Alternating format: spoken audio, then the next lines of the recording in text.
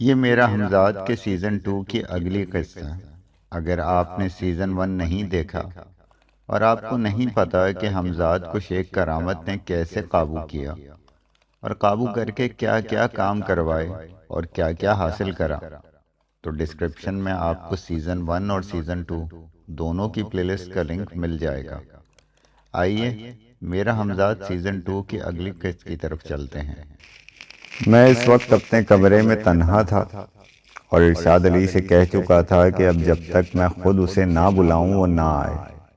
مجھے اس قوت کو بروئے کار لانے کے لیے پوری ذہنی یکسوئی کی ضرورت تھی۔ میں نے آنکھیں بند کر کے شمبھو کا تصور کیا، کیونکہ میں اسے ایک بار دیکھ چکا تھا۔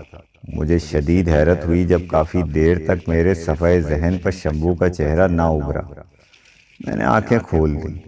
اب تک ایسی صورت میں ہوا تھا جب وہ شخص زندہ نہ ہو، جب میں اس کا تصور کروں۔ نتیجتاً میں یہ سوچنے پر مجبور ہو گیا کہ شمبھو مر چکا ہے۔ اگر ایسا نہیں تو پھر میرا ذہن کیوں تاریک ہے؟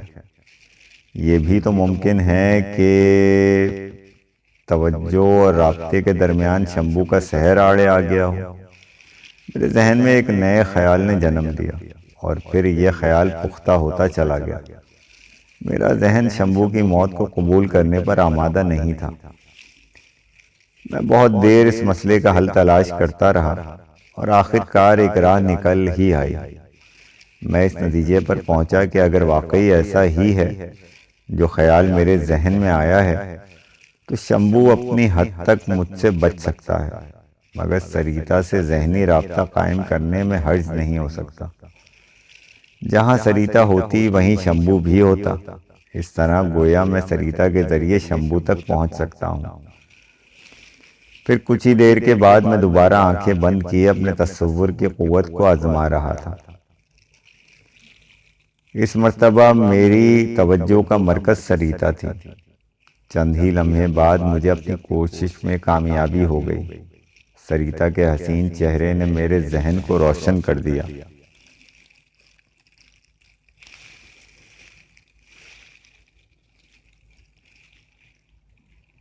اس کے چہرے پر بلا کی سوگواری تھی۔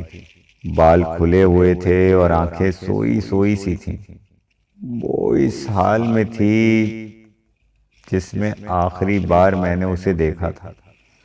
اپنے تصور کے دائرے کو میں نے مزید وسعت دی۔ سریتا ایک خستہ حال کوٹری میں تھی۔ جس چارپائی پر وہ بیٹھی تھی اس پر کچھ بچھا ہوا بھی نہیں تھا۔ نیم تاریک کوٹری کے اندر سے اندازہ ہو رہا تھا کہ وہ کسی غریب آدمی کا ٹھکانہ ہو سکتا ہے۔ میں چونک کر اس وقت جب سریتا کے قریب ہی ایک سیاہ ہیولے کو متحرک دیکھا، کوشش کے باوجود خد و خال نمایاں نہ ہو سکے۔ یہ تو میں سمجھ گیا تھا وہ سیاہ ہیولہ کسی آدمی ہی کا ہے، مگر وہ آدمی کون ہے یہ نہ جان سکا۔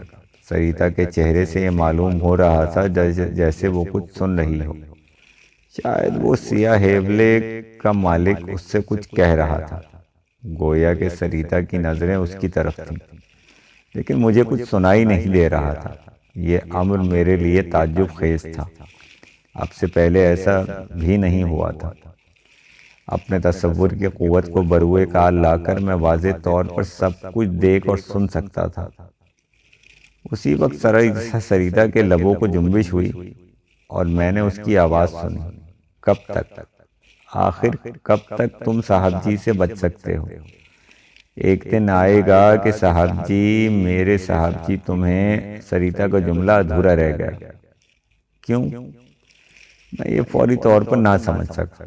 غالباً سیاہ وجود نے اس کی بات کاٹ دی تھی اور خود کچھ کہہ رہا تھا جسے سننا میرے لیے ممکن نہیں تھا۔ پھر وہ تیزی سے سریتا کے قریب آیا اور میں نے تڑاک کی آواز سنی۔ اس نے سریتا کے منہ پر تھپڑ مارا تھا۔ سریتا سسک پڑی اور پھر اس کی آنکھوں سے آنسو بہنے لگے۔ میرے لیے یہ منظر سہانے روح تھا۔ اب میرے لیے یہ سمجھنا کوئی مشکل امر نہیں تھا کہ وہ سیاہ وجود کس کا تھا۔ سریتا کے ایک ہی جملے سے مجھ پر ساری حقیقت روشن ہو گئی تھی۔ وہ یہ جملہ شمبو کے سوا کسی اور سے نہیں کہہ سکتی تھی۔ اس کا مطلب یہ تھا کہ شمبو مرا نہیں ہے۔ میرا یہ خیال قطعی درست تھا کہ اس نے مجھ سے بچنے کے لیے اپنے سحر کو آزمایا ہے۔ سریتا نے جس لہجے میں جن الفاظ میں میرا ذکر کیا تھا اس کو سن کر میری روح مضطرب ہو گئی۔ میرے دل پر ایک عالم گزر گیا۔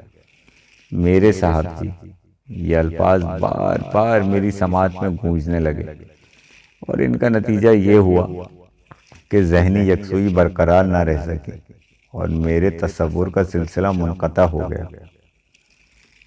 سریتا، میرے منہ سے بے اختیار اس کا نام نکلا۔ عجب تھی وہ لڑکی بھی، اس سے پہلے کبھی یوں اس کے لیے بے چین نہیں ہوا تھا۔ وہ جدا ہو گئی تھی تو مجھے اندازہ ہو رہا تھا کہ کھیل ہی کھیل میں بات بہت آگے نکل گئی ہے۔ بعض حالات میں آدمی کو خود بھی معلوم نہیں ہو رہا ہوتا کہ کھیل ہی کھیل میں بات بہت آگے نکل جائے گی۔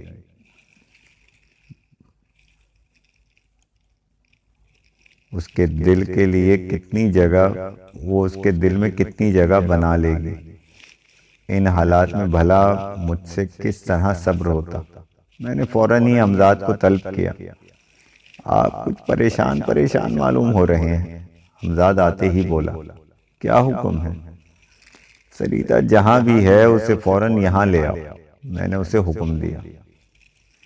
شمبو سے میں بعد میں نمٹتا رہوں گا، بہتر ہے۔ یہ کہہ کر وہ غائب ہو گیا۔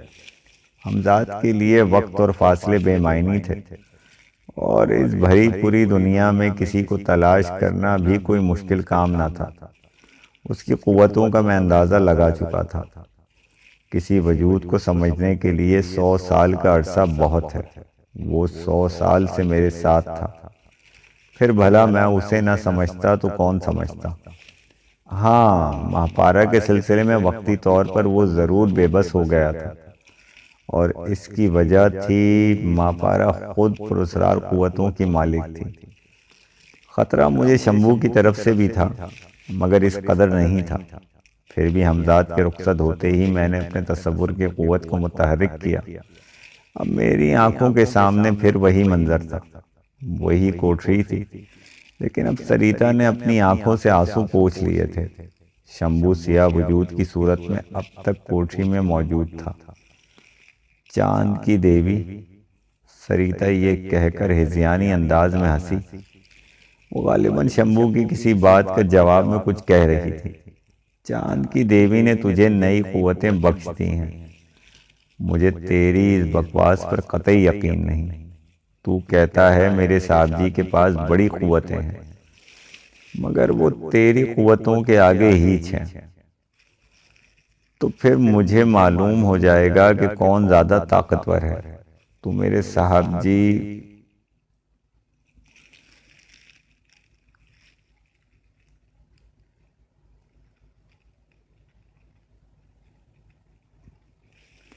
میرا دل گواہی دے رہا ہے تو اب مجھ پر مزید ظلم نہ کر سکے گا۔ اور سریتا کا جملہ پورا نہ ہو سکا، مان کوٹری میں ایک کڑاکا سا ہوا اور سریتا کی چیخ نکل گئی۔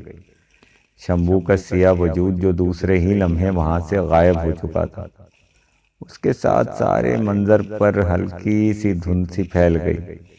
اب مجھے بھی کچھ نظر نہیں آ رہا تھا۔ ایک دم کیا ہو گیا، میں کچھ سمجھ نہیں پایا۔ میں نے بہت کوشش کی کہ سریتا میرے تصور کے دائرے میں آ جائے، مگر چمکیلی دھند کے سوا مجھے کچھ نظر نہ آ سکا۔ مجبوراً میں نے تصور کا سلسلہ منقطع کر دیا اور آنکھیں کھول دیں۔ کوئی نہ کوئی گڑبڑ ضرور ہوئی ہے، میں نے سوچا۔ میں نے اپنے حمزاد کو بھیجا تھا کہ سریتا کو لے آئے۔ یہ عجیب و پراسرار واقعہ اسی سلسلے کی کڑی ہو سکتا تھا۔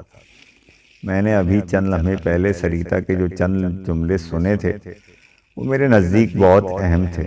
ان کا مطلب یہ تھا کہ شمبو میری طرف سے غافل نہیں ہے۔ اسے یقیناً معلوم ہو چکا ہے کہ میں اپنے حمزاد کو اپنے قابو میں کر چکا ہوں۔ چاند کی دیوی بھی میرے لیے ایک اہم اشارہ تھی۔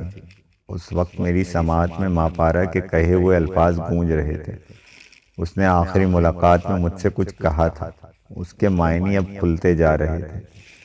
میں اس نتیجے پر پہنچا کہ تمہیں ہلاک کرنا ہے۔ مجھے تمہارے لیے کچھ اور ہی بندوبست کرنا پڑے گا، کیونکہ اب تمہارے اور میرے درمیان ہمیشہ کے لیے رابطہ ختم ہونے کا وقت آ رہا ہے۔ میں اس لیے کل رات غائب رہی، اور میں نے تمہارے لیے جو کچھ سوچا تھا اسے عملی شکل دے رہی تھی۔ اس طرح میں اپنی بیشتر قوتوں سے محروم ہو تو چکی ہوں، مگر مجھے اس کا کوئی ملال نہیں۔ اس سبب اب میری بھٹکی ہوئی روح ہمیشہ کے لیے قید ہو جائے گی، لیکن یہ قید میں نے خود قبول کی ہے۔ اب میں اس دنیا میں کبھی نہ آ سکوں گی۔ ماپارا کی دھمکی سن کر میں نے اس سے معلوم کرنا چاہا تھا کہ اس نے میرے لیے کیا بندوبست کیا ہے، مگر وہ کچھ بھی بتانے پر آمادہ نہیں ہوئی تھی۔ حالیہ پیش آنے والے واقعے کے پس منظر میں یہ بندوبست مجھ پر واضح ہو گیا تھا۔ ماپارا کا مطلب تھا چاند کا ٹکڑا۔ شمبو ہندو عقیدہ رکھتا تھا، اور اس لیے اس ظالم نے ٹکڑے کے بجائے دیوی کا اضافہ کر دیا ہوگا۔ میرا ذہن تیزی سے معاملے کی تہہ تک پہنچنے کی کوشش کر رہا تھا۔ چاند کی دیوی نے شمبو کو نئی قوتیں بخشی تھی۔ اس بات کو پس منظر میں ماپارا کے الفاظ میں اپنی بیشتر قوتوں سے محروم ہو چکی ہوں واضح طور پر ایک سمت اشارہ کر رہی تھی۔ میرے ذہن نے تمام کڑیاں جوڑ لیں۔ ماپارا چاند کی دیوی بن کر شمبو کے سامنے ظاہر ہوئی۔ شمبو کو وہ میرے پیچھے پہلے ہی لگا چکی تھی۔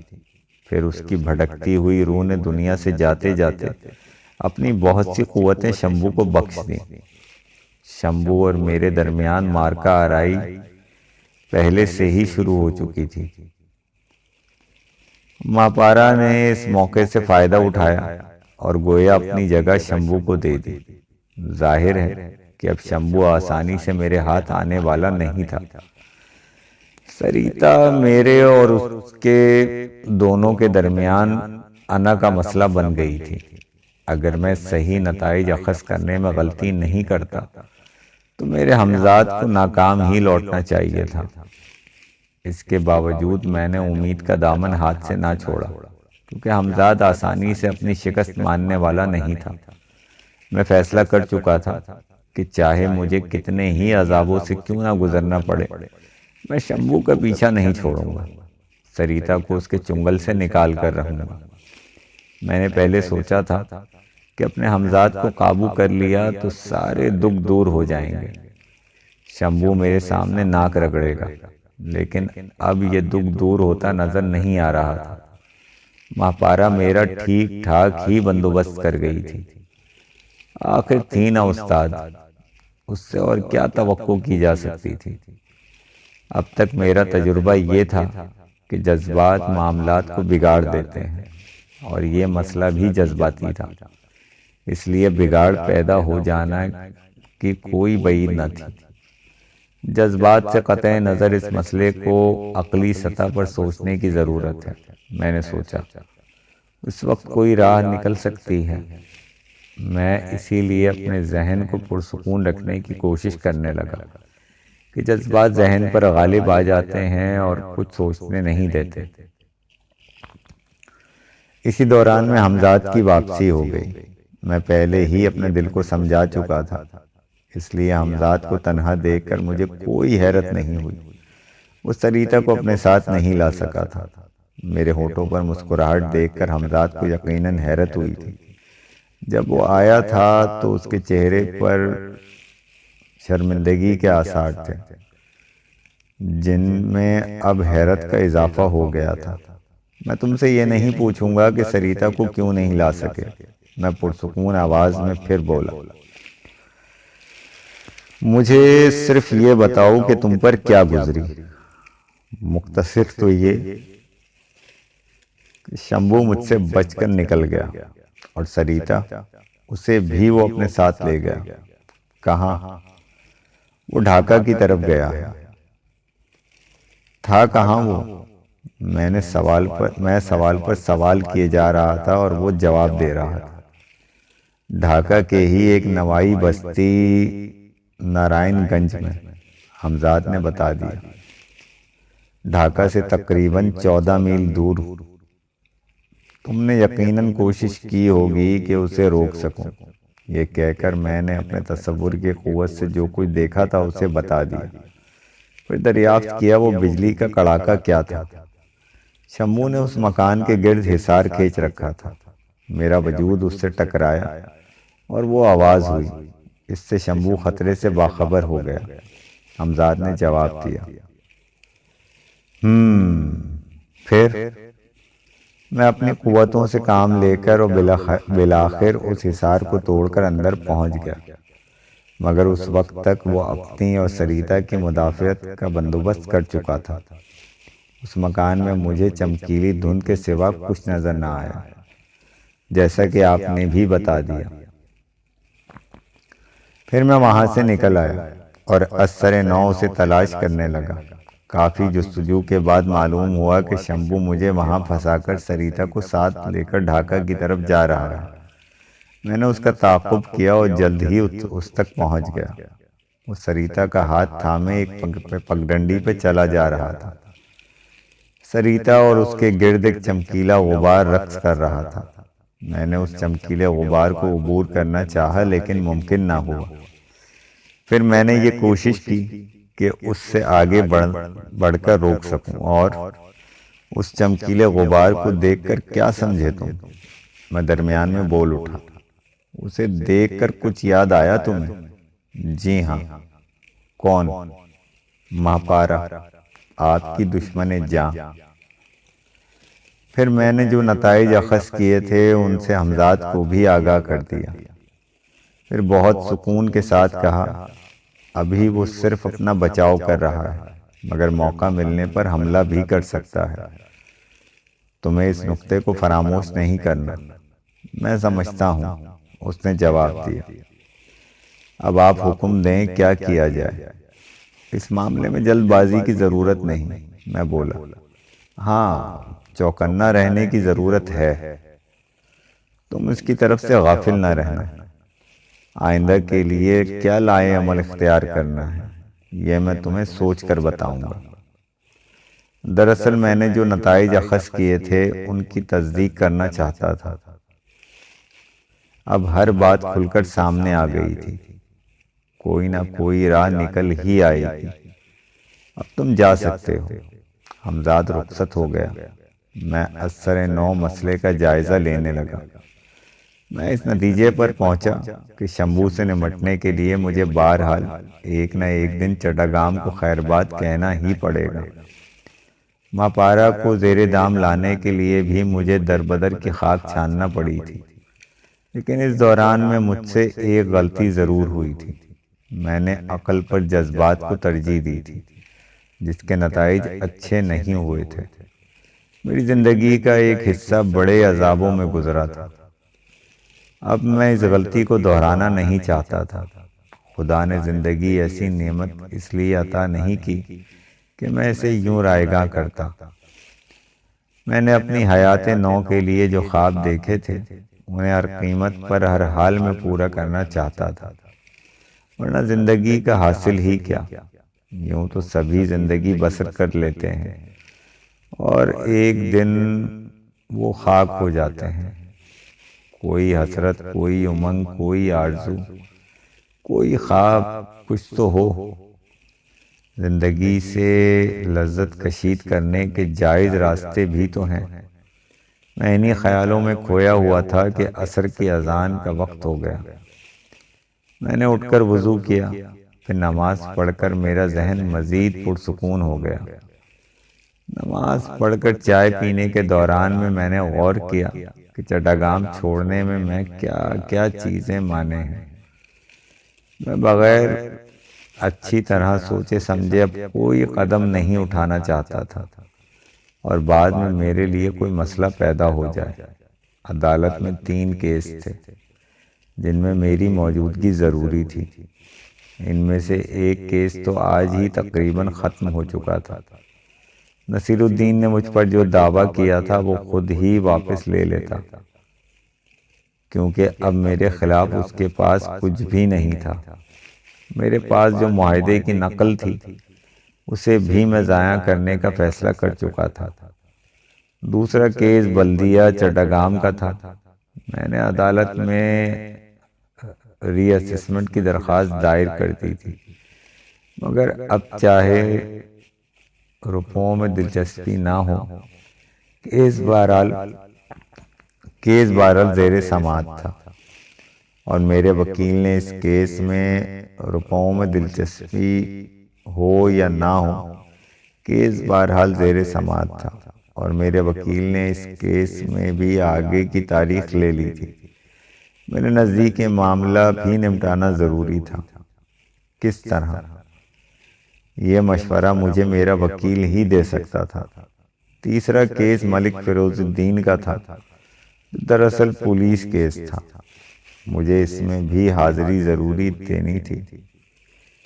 میں نے بہرحال اپنے بیان میں رشوت دینے کا اعتراف کیا تھا۔ خواہ معاملات کچھ بھی رہے ہوں، پھر پولیس کے محکمے کی طرف سے بھی مجھے پابند کر دیا گیا تھا کہ بغیر اطلاع دیے میں کہیں نہ جاؤں۔ آج کل میں پولیس کی طرف سے اس کیس کا چالان بھی عدالت میں پیش کر دیا جاتا۔ ایس ایچ او ملک فیروز نے اپنے اختیارات کا ناجائز فائدہ اٹھاتے ہوئے مجھے قتل کرانا چاہا تھا، اور میری حویلی بھی ہضم کرنے کی کوشش کی تھی۔ اس لیے عدالت میں بہرحال میرا ہونا ضروری تھا۔ صرف پولیس کا بیان دے دینا اس سلسلے میں ناکافی تھا۔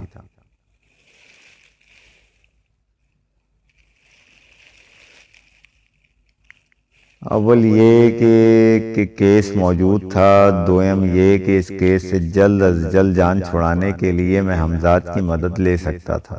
تو جب تک یہ معاملات نمٹ نہ جاتے چٹاگام سے جانا مناسب نہیں تھا۔ اب ایڈوکیٹ چودھری سے میری ملاقات ضروری ہو گئی تھی۔ مجھے معلوم تھا کہ وہ اپنے گھر میں کس وقت مل سکتا ہے۔ میں اس لیے مغرب کی نماز پڑھ کر گھر سے چل پڑا۔ حسن اتفاق تھا کہ اس وقت چودھری کا کوئی موکل اس کے پاس نہیں بیٹھا تھا۔ جب میں وہاں پہنچا مجھے علم تھا کہ میرا بدلا ہوا چہرہ دیکھ کر وہ بھی چونکے گا، تو شاید مجھے بحیثیت شیخ کرامت پہچاننے سے بھی انکار کر دے۔ یہی وجہ تھی کہ میں اس کی شخصیت کے اظہار سے مسکراتا۔ میں اس کی نشستگاہ میں بیٹھا ہوا تھا، جہاں وہ اپنے موکلوں سے ملتا تھا۔ سامنے ہی آرامدہ کرسی تھی۔ میرے مسکرانے پر وہ کچھ جھنجھلا سا گیا۔ جہاں تک میرے علم میں ہے کہ شیخ صاحب کی کوئی اولاد نہیں، لیکن آپ کی شکل حیرت انگیز طور پر ان سے ملتی ہے۔ اس کے باوجود مجھے یہ بار بار نہیں کرا سکتے کہ آپ ہی شیخ کرامت ہیں۔ میرے نوکر نے مجھے اندر جا کر بتایا تھا کہ شیخ کرامت صاحب نشستگاہ میں میرا انتظار کر رہے ہیں۔ بتائیں میں آپ کی کیا خدمت کر سکتا ہوں؟ میں نے اب تک اپنی زبان سے ایک لفظ نہیں کہا تھا۔ اس کا سبب بھی یہی تھا کہ اس دلچسپ صورتحال سے لطف اندوز ہونا چاہتا تھا۔ میں بدستور مسکراتا رہا۔ مجھے مسکراتا دیکھ کر اس کے لہجے میں مزید سختی آ گئی۔ آپ کو یہ بھی بتا دوں کہ کچھ اور ظاہر کرنا بھی جرم ہے۔ میں اگر کہیں خود کو شیخ کرامت بتاؤں اور یہ ثابت ہو جائے کہ میں شیخ کرامت نہیں ہوں، تو اس جرم میں مجھے زیر حراست لیا جا سکتا ہے۔ سمجھے آپ؟ جلدی سے کھل جائیں کہ میں آپ کون ہیں، کس لیے آپ نے خود کو شیخ کرامت ظاہر کیا ہے، ورنہ آپ مجھے گرفتار کرا دیں گے۔ میں پہلی بار بولا، یہی کہنا چاہتے ہیں آپ؟ میری آواز سن کر وہ کچھ چونکا۔ چونکنے کی ضرورت نہیں، آواز کی نقل بھی کی جا سکتی ہے۔ کیا خبر اپنے چہرے کی مماثلت سے فائدہ اٹھا کر میں کوئی فراڈ ٹھہرے۔ اس نے اپنا ہاتھ اٹھا کر مزید کچھ کہنے سے روک دیا۔ یہ تو میں کسی صورت نہیں مان سکتا کہ آپ شیخ کرامت ہیں، اس خیال کو تو ذہن سے نکال دیں۔ رہی آواز تو آپ نے خود اس کا جواز پیش کر دیا۔ بالفرض میں ہی شیخ کرامت ہوں تو اس کے لیے مجھے کیا ثبوت پیش کرنا ہوگا؟